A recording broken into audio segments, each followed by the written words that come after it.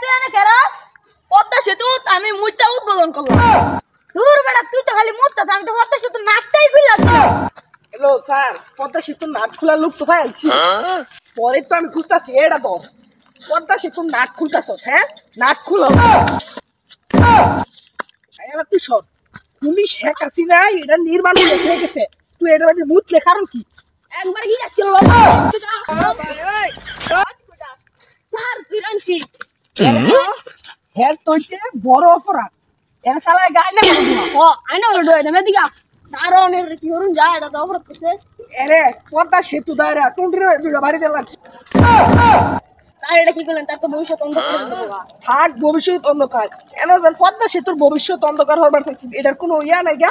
একবার কি আসছিল আরেকবার হল এর কি তো বাবা কিছু নেবে এরা তো আয়না ঘরের মধ্যে ভরবে ওই পদ্মা সেতুর মধ্যে টুনটুন দুটা ঘষা দিয়ে এরা পরে কান কোন গরম আর এদিকে এদিকে আইনা